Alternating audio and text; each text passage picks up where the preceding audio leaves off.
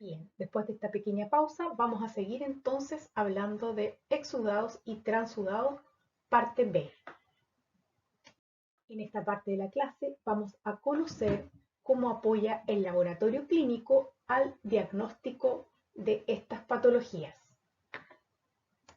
En primer término vamos a conocer el diagnóstico del derrame pleural, ¿ya? Y qué tipo de ocupación pueden existir. En esta dirección de internet ustedes van a encontrar el enfoque diagnóstico en el paciente con derrame pleural, una referencia bastante completa.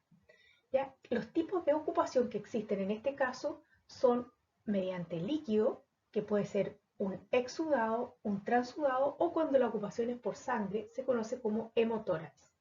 Cuando la ocupación es por aire se conoce como neumotórax. Y en el caso de que la ocupación sea por sólidos, se conoce como una hernia diafragmática o un tumor. Aquí tenemos entonces la serosa y entonces el drenaje linfático y la membrana visceral y la parietal. La obtención de esta muestra la hace el médico y se obtiene mediante una punción quirúrgica de la pared pleural por la técnica que se conoce como toracocentesis. Ya aquí tenemos el paciente y se está tomando entonces entre la tercera y cuarta costilla, se toma entonces la muestra. Cuando tiene pus, esta muestra se conoce como empiema. Después de tomada la muestra, va a llegar a manos nuestras al laboratorio donde vamos a realizar tres tipos de exámenes. El examen físico, donde vamos a visualizar la muestra en aspecto y en color. El examen bioquímico, que en este caso es importante determinar pH, glucosa, LDH, proteínas y albúmina, y algunos otros, como por ejemplo amilasa, adenosina proteína C reactiva, interferón gamma y triglicéridos. Y también entonces un examen microscópico que puede comprender tanto microbiológico como citoquímico. Cuando la muestra llega a nuestras manos, lo más importante es conocer su aspecto y su color. El aspecto rojo va a significar la presencia de sangre, la cual puede ser por origen traumático, un tromboembolismo o un origen neoplásico. El color café va a significar sangre retenida, el blanco quilotórax, probablemente con un compromiso en drenaje linfático, el negro aspergillosis, verde amarillo, un derrame de artritis reumatoidea, el achocolatado fístula hepatopleurales y el color gris ruptura de un absceso amediano, ¿ya? Que es una acumulación de pus en el hígado en respuesta a este parásito que es en anatomía histolítica.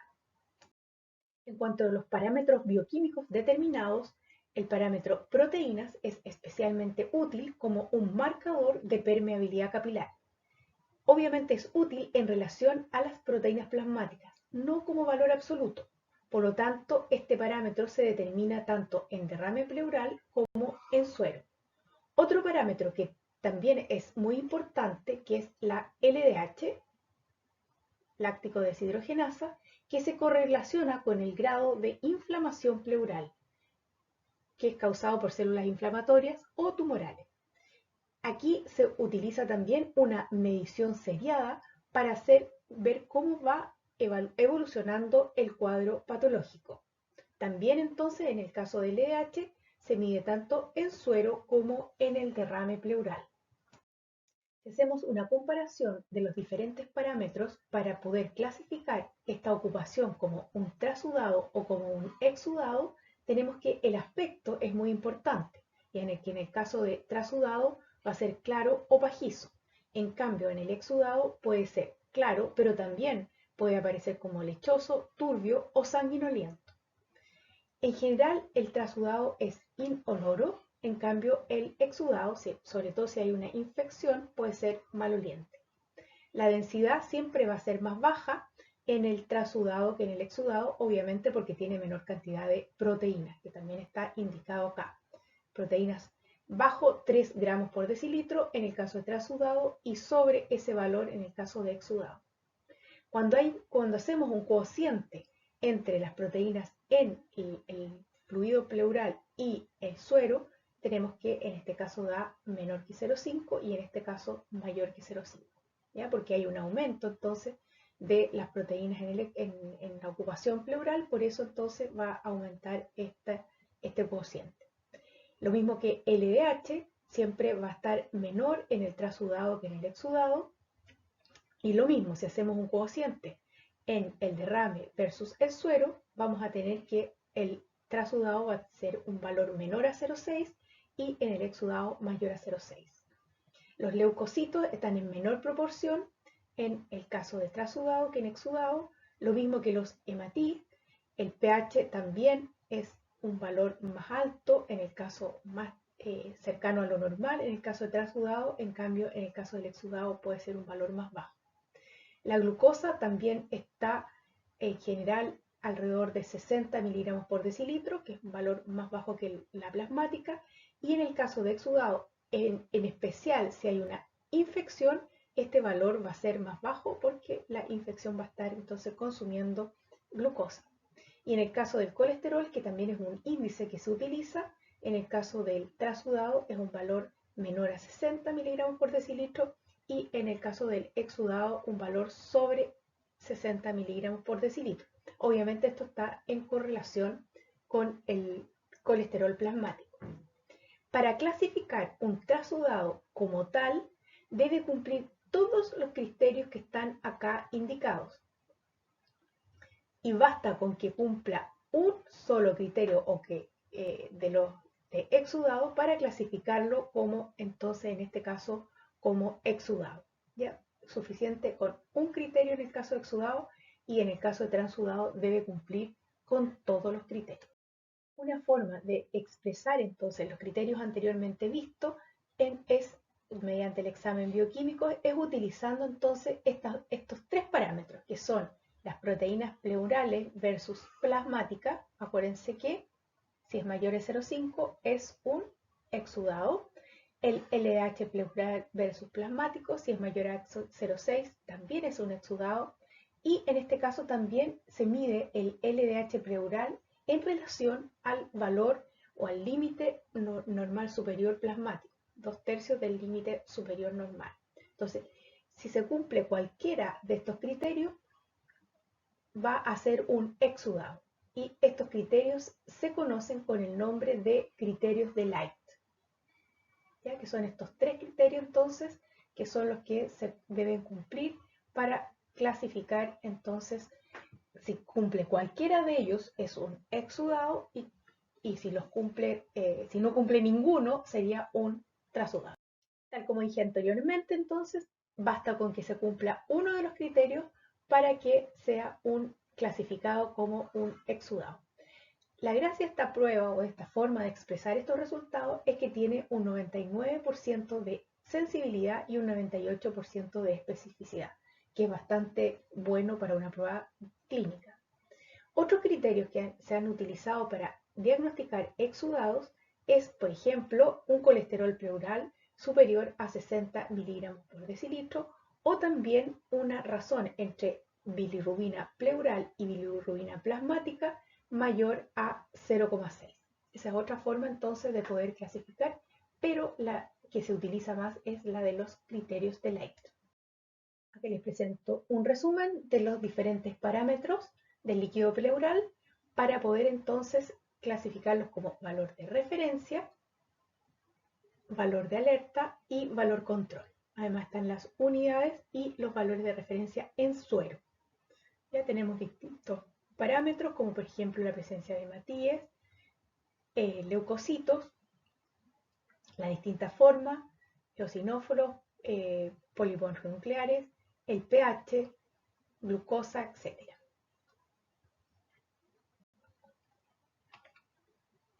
Aquí tenemos algunas notas relativas al líquido pleural, como por ejemplo el aspecto turbio, se debe a leucocitos superiores a 50.000 o triglicéridos superiores a 110 miligramos por decilitro.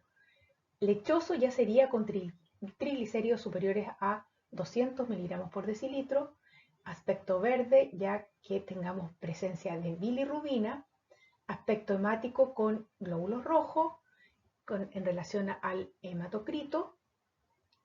El criterio clásico para un exudado sería proteínas totales superiores a 3 en el líquido pleural, y los criterios de Light que los mencionamos anteriormente, ¿ya? Donde vamos a hablar de proteínas totales, la razón LDH pleural y sérica y la LDH 2/3 del límite superior normal.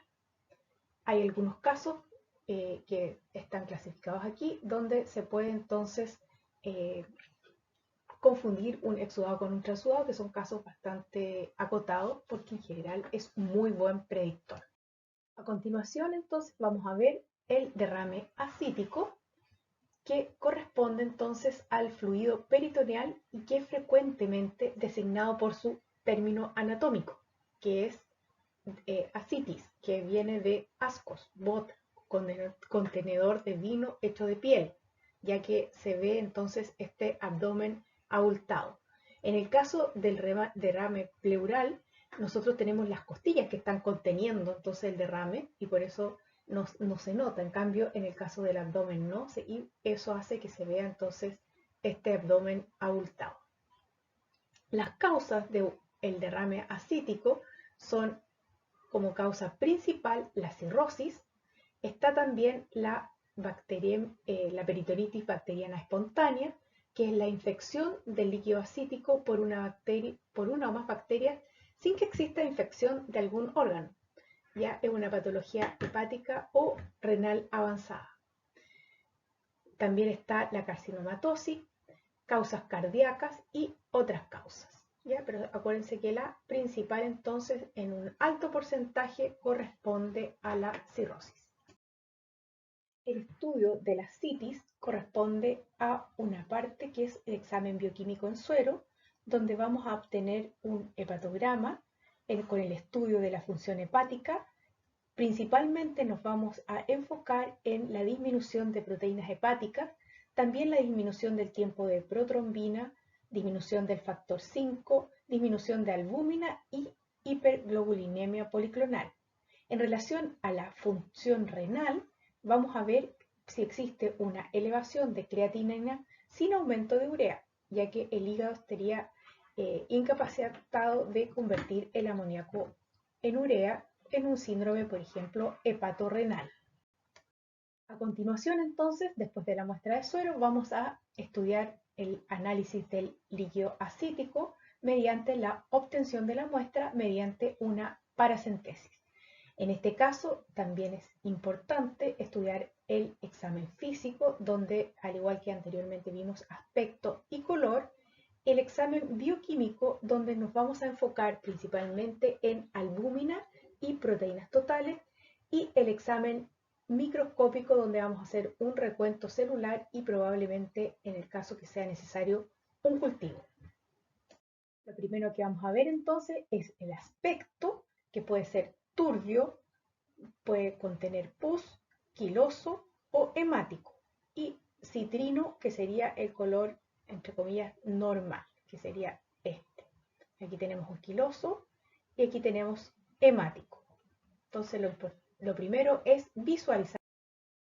Entonces esto nos va a poder dar un índice de si se trata de un exudado de origen inflamatorio o un transudado de origen no inflamatorio. Ya vimos el aspecto, que en el caso de un exudado puede ser citrino, opaco o turbio.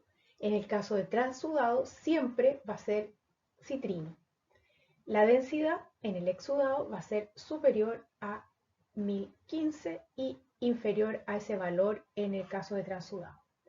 La cantidad de proteínas en gramos por decilitro sería superior a 2,5 gramos por decilitro o inferior a 25 gramos por litro o 2,5 gramos por decilitro. La reacción de Ribalta, que determina globulinas, En el caso del inflamatorio van a estar presentes las globulinas en el líquido acítico, en cambio en el transudado no. Y la razón del líquido de LDH en la ascitis y en el suero va a ser superior a 0,6. En el examen microscópico va a ser importante entonces que haya 100 o más polimorfonucleares. Y en el caso del transudado pueden haber células endoteliales en un valor entre 20 y 100. Tenemos entonces que el estudio del líquido acítico es una herramienta importante para determinar y orientar el diagnóstico diferencial de las diversas etiologías que producen entonces el cuadro de ascitis. Tenemos una ascitis por un transudado, donde hay un incremento de la presión hidrostática o una caída de la presión oncótica, dependientes de la ley de Starling, que tiene que ver con la presión hidrostática ejercida por el corazón. El ascitis por exudado, entonces, son procesos oclusivos vasculares linfáticos con o sin componente inflamatorio necrótico de la cavidad peritoneal. Cuando la hipertensión portal es la causa de la ascitis, el gradiente osmótico entre suero y líquido acítico está incrementado para compensar entonces esta gran presión hidrostática dada por esta hipertensión portal. Esto es importante entenderlo porque es una causa muy relevante para que nosotros podamos determinar en función de parámetros bioquímicos. ¿Ya? Entonces está impulsando el líquido hacia la cavidad peritoneal. Me refería entonces a que determinaciones bioquímicas podemos entonces saber si esta patología se debe a una hipertensión portal o no, con una sensibilidad muy alta, que es alrededor de un 97%. ¿Ya? Esto se determina midiendo simplemente el gradiente de albúmina sérica restado de la albúmina del líquido acítico. Este gradiente, que es una resta, no es una división, que uno está acostumbrado a hacer una división siempre, una razón. En este caso es una resta y se conoce como GAS, gradiente albúmina sérica acítica. La presencia de un valor de esta resta mayor a 1,1 indica entonces que la causa es una hipertensión portal con una especificidad que ya mencionamos del 97%. ¿Ya? Esa sería la causa entonces de la ascitis.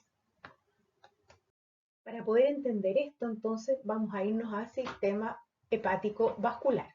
Tenemos la circulación, tenemos el corazón y tenemos entonces que el mayor aporte que llega hacia el hígado es a través de la vena porta. Un 75% de la sangre que llega al hígado entonces a través de la vena porta. Por lo tanto, cualquier oclusión que haya a este nivel y que aumente la presión va entonces a producir entonces este cuadro de ascitis con hipertensión portal. ¿Ya? Esa es la causa entonces de por qué se produce entonces esta ascitis cuando hay entonces un aumento por alguna oclusión de la vena porta, entonces hay un aumento de presión hidrostática en este nivel y va a haber entonces una extravasación que va a corresponder entonces a la ascitis con hipertensión portal, que es lo que nosotros podemos determinar en el laboratorio mediante la gradiente de albúmina tanto en suero como en líquido acítico.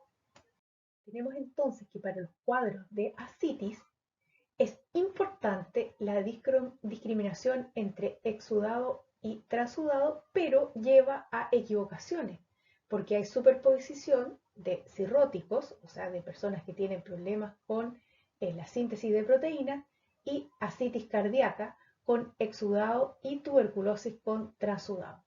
Por esto se prefiere la determinación de la concentración relativa, es decir, el gradiente de albúmina en suero y líquido acítico.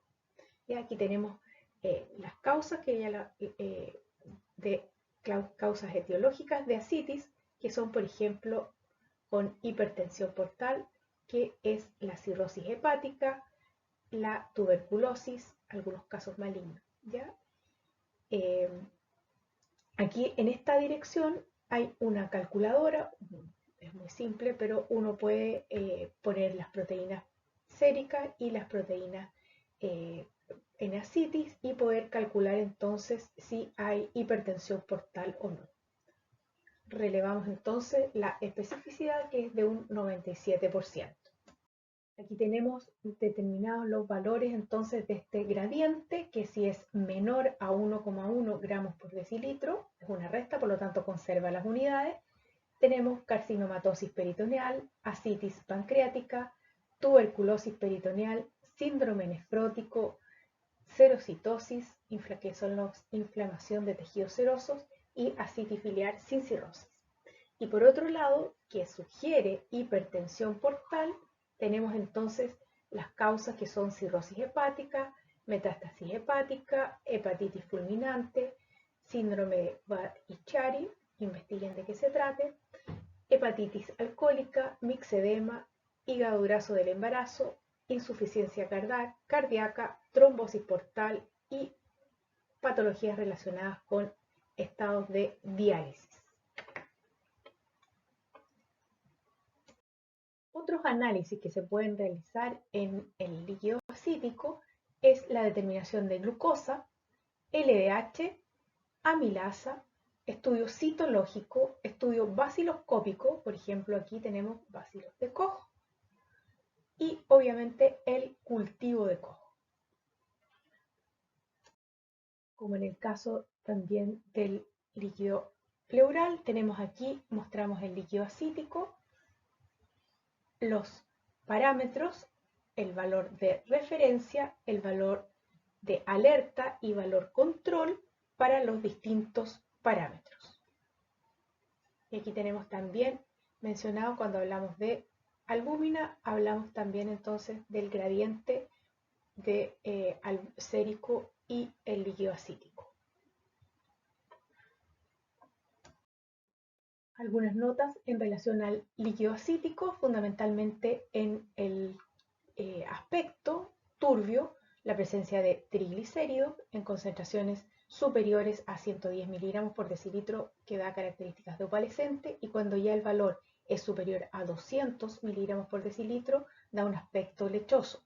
La presencia de bilirrubina en un valor superior a 6 miligramos por decilitro da un aspecto verde y puede deberse entonces a una perforación biliar o intestinal. Aspecto hemático con estos valores, la presencia de una perforación intestinal con una glucosa inferior a 50 miligramos por decilitro, y lo LDH y proteínas totales cuando se miden los cocientes tanto en suero como en líquido ascítico. Por último, y como conclusión, saber el tipo de ocupación de la serosa nos va a definir el tratamiento, ya que en el caso de exudado va a ser un fluido que va a tener alto en proteínas, va a tener características inflamatorias, y en el caso de trasudado es una causa sistémica por aumento de la presión hidrostática o disminución de la presión coloidosmótica. Muchas gracias.